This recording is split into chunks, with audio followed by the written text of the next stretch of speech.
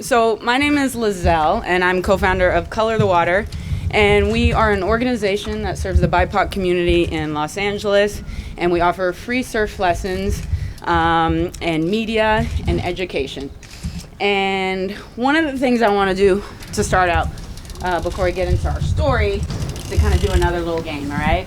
So I want everybody to close their eyes, and I want you to picture a female surfer. All right, take a second here. There's no wrong answer. Everybody have that visualization? Yeah? Okay. Now open your eyes. How many of you pictured someone that looked like this? Ooh, got a couple hands. All right, now be honest. How many of you pictured someone that looked like this? All right? Okay. So there's no judgment here, but this is, the image that most of us have been spoon-fed, for years. This is your quintessential California girl.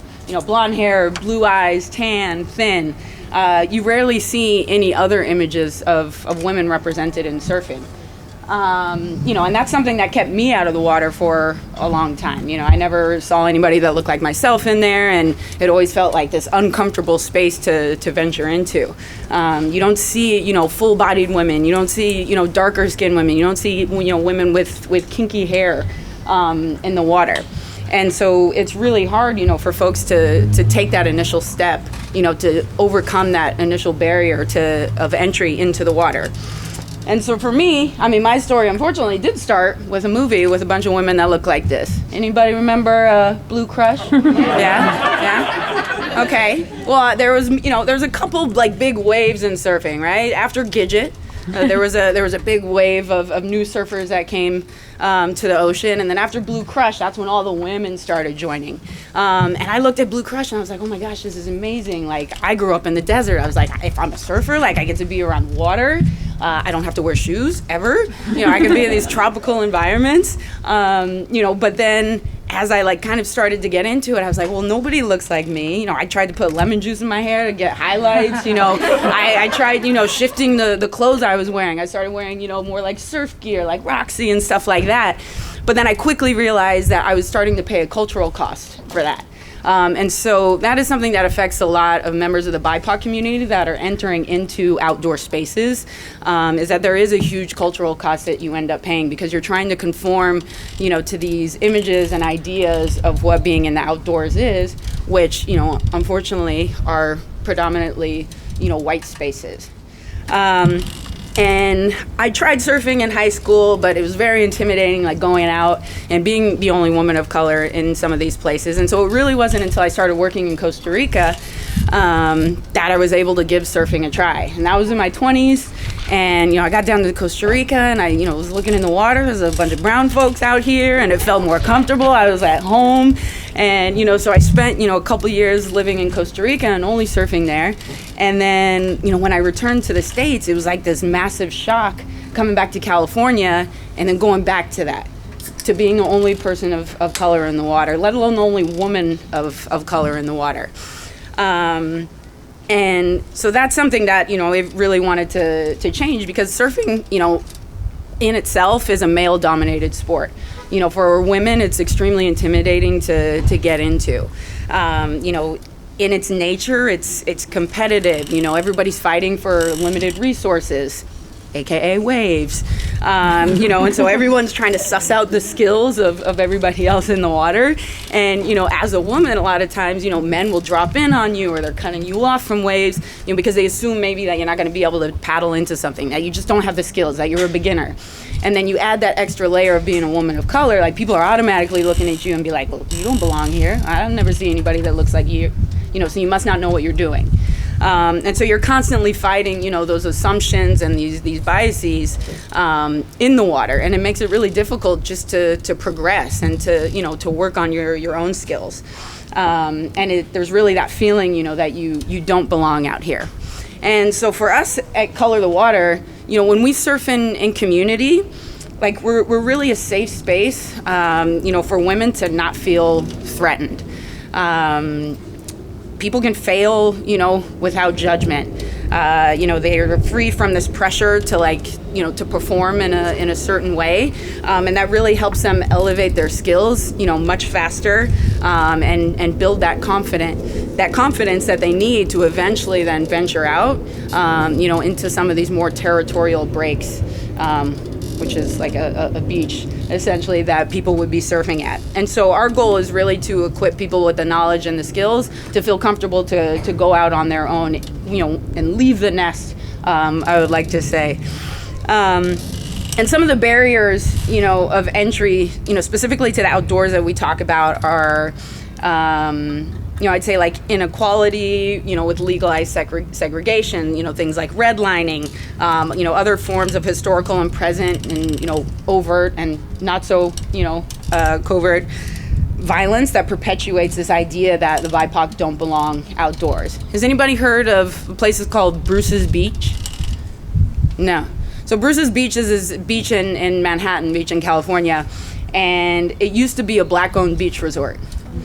And so there's a huge fight going on right now for land reparations. And I've surfed that beach plenty of times, and it's really jarring when you're in the water there and you look up at Manhattan Beach, there's these hills that kind of slope down, and you see this massive green patch. That's a park, and that's Bruce's Beach Park. And then there's these, mansions all on the side there, and that park used to be a black-owned beach resort. But those people were forced out. The Bruce family was forced out through eminent domain, forced to move inland, lost all of their money, lost, control of their life, essentially, ended up having to work for other people for the rest of their lives. And so when we talk about, there's these kind of barriers that affect, the BIPOC community, it's something like that. We had a space at one point where Black people could come to the beach. And then when that was taken away, you're separated from this connection to the ocean. And so if that case, goes through, it would be the first time ever in this country that there's land reparations that are being paid back to Black folks. And just so we're clear on the monetary value of a place like that land is worth $70 million. $70 million. And so we want to talk about all this, generational wealth and things, that people of color have been denied for years, and don't have access to, coastal living. The amount of people that, people of color, specifically in Manhattan Beach, that live on the coast, it's less than 1%. And so while those are some of the bigger hurdles, that we face, I think some of the smaller hurdles, like these dangerous stereotypes of, Black people don't swim, or, sports like, surfing and water polo are only for white people. These are ideas that make it seem like it's just cultural differences that are keeping, BIPOC from the outdoors. And it makes people a little bit, less urgent. They feel like the need to diversify the outdoors is not as urgent because it's just like someone's natural inclination. They don't really like the outdoors. They're just not interested in it. And for us, I think representation is the biggest part of that. I'm sorry, I'm going to use this book that I just found on the board table over there. Sorry. But, you can flip through here. And blonde. No offense, I love blondes, it's great. There's no diversity in here until you get to Iran, right? And so most of the time when you do see surfers of color represented, they're from other countries. They're from Brazil, they're from Costa Rica. You don't see, American surfers of color represented. And so Color the Water wants to change that narrative. We, through our free surf lessons, we provide, boards, we provide wetsuits, and it enables people to come back as often as they want. There's no limit to how many lessons that they can take with us, because we realize that most people are starting at a deficit. They didn't grow up with, parents, who could take them to the beach and teach them how to swim. For me personally, I went out to the beach and my dad said, don't go out past the whitewash because I'm not coming to get you, because he didn't know how to swim. And so there's a lot of people, that struggle with that. And so we recognize, that by breaking down one of those barriers, it will enable people to continue on this journey on their own. And eventually, our goal is to create autonomous surfers. So all of these autonomous surfers that we can, then equip them with their own board, with their own wetsuit, and they can go out and continue without us. And what we've already seen in this like kind of amazing community that we've formed, we started just after the murder of George Floyd. And we, over the summer, were able to provide, lessons for over 200 people. And we've got another, 200 people on the waiting list right now. We're going to resume in a couple weeks, actually. So we got a lot more people to get through. But we've noticed is that the people who started out with us this summer are already taking that initiative to go out and teach other people how to surf. So we see, these surfers have been out there, for a couple months, and now, somebody else, sees them walking on the beach. You see a black person walking on the beach, and there's already this like, wait, what's happening? Who are, what are you doing? I want to do that. And they, bring them in, and, we can give them a wetsuit. And so it's really been this grassroots growth for us just by our mere presence. And it's been pretty incredible to see. And so for us, our success, just looks like, making surfing in LA more representative of, the multicultural, melting pot that the city is. And we're hoping to work to transform surfing from this kind of, aggressive, territorial sport, to something a little bit more similar to its, roots. It's, Polynesian roots, also African roots, and education is a big part of what we're trying to do as well. But, a place that is a little bit more respectful, of the ocean, something that's centered in sharing, community and compassion.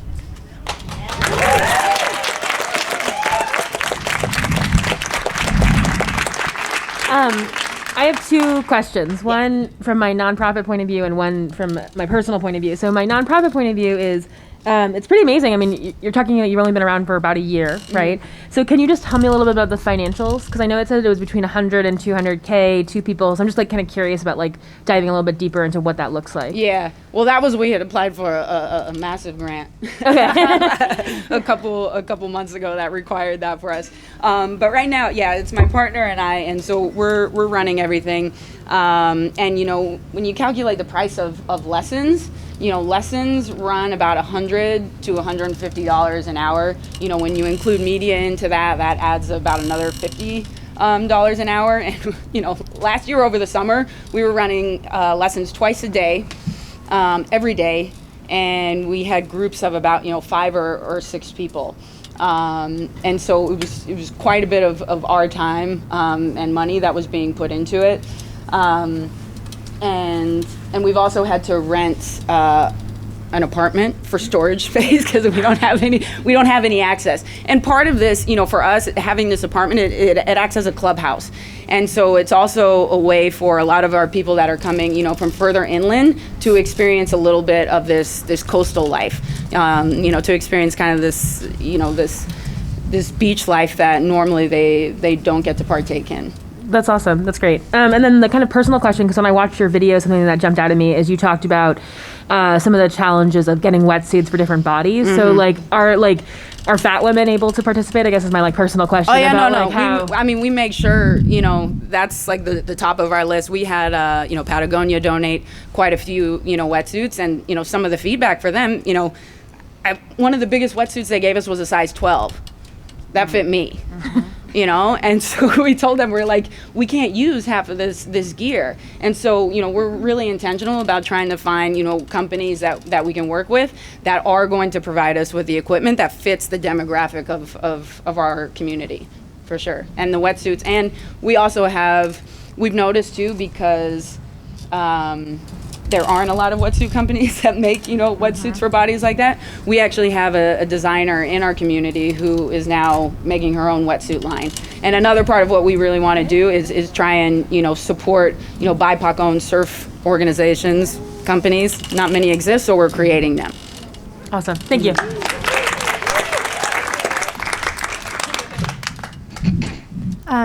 You'd spoken a little bit about media, mm-hmm. And does that mean it's media for you guys to promote your program, or is media training part of the curriculum? It's both, yeah. Okay. So Yeah, my co-founder takes care of the Instagram, and he's also a videographer, photographer, and so we've got a really good media presence there. And like we said, representation is key for us. And so we're really trying to pump all these images of brown and black folks on boards out into the water. But we also recognize the importance of surf media and having somebody there to train you.